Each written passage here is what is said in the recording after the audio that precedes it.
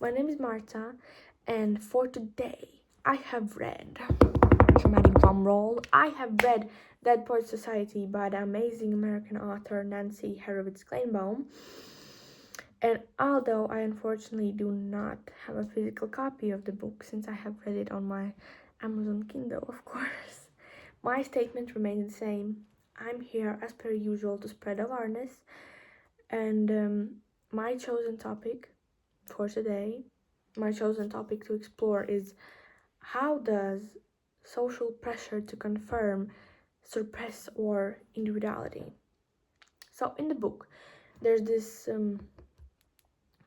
Welton Academy, and it's a school founded on tradition, discipline, and strict expectations. The school is not designed to nurture individuality in any shape or form. It's designed to produce these identical, obedient young men who will follow the life paths their parents have chosen.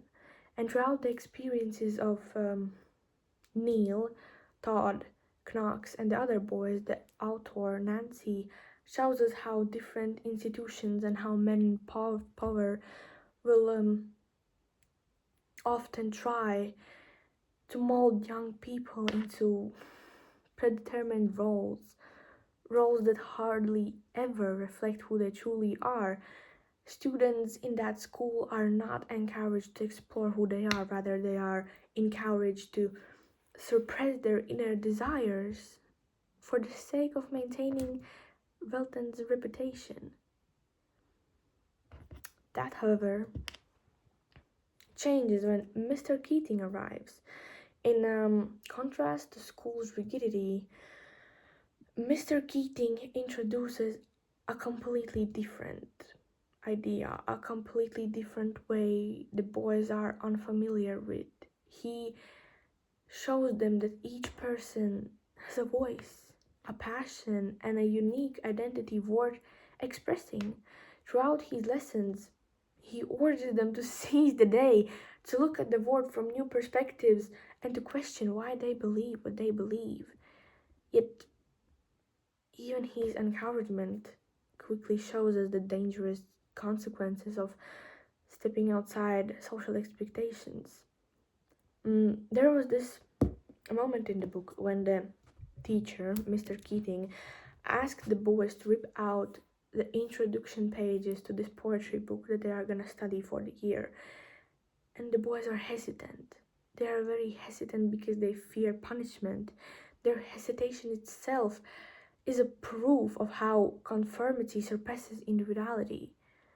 And perhaps the clearest example of suppressed individuality is Neil Perry.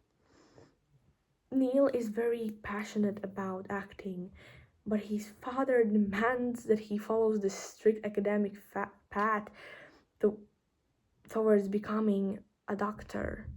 But that's not who Neil is. Neil's identity naturally leans more towards arts, towards creativity and self-expression, yet every attempt to pursue those passions are met with disapproval or outright threats. So, after a while of the lessons with Mr. Keating, Neil is inspired. He is inspired and he decides to be brave.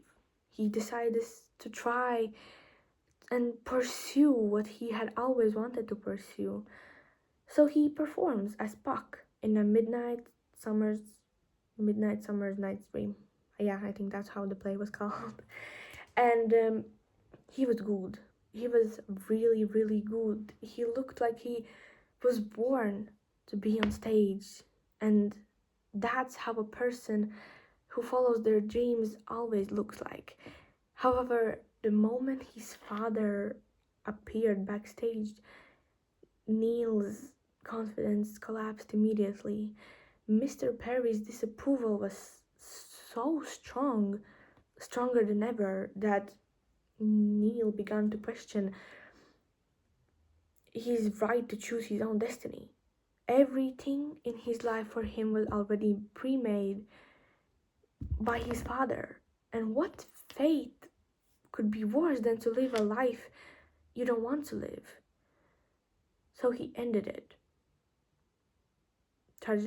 Yeah.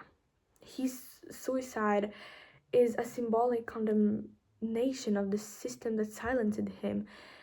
Welton's response, instead of acknowledging its own oppressive structures, they just blamed Mr. Keating for manipulating those poor, young, innocent boys. And the point that I'm making is that this issue still exists, and it's heartbreaking. So many young teens, boys, girls, they would rather end their lives just because they don't see their future. They don't see a glimpse of hope in this system that had failed them. Suicide rates have been skyrocketing these past years, and it's truly awful. And what pains me the most is that nothing is changing. We have all these statistics, all these endless articles, and these awful headlines, yet the old stereotypes are so deep rooted, it's impossible to make change. And with this video, I just wanted to remind everyone that it's okay to be different. It's important that you follow your dreams, that you are who you are, that you love yourself. And yeah, thank you for watching.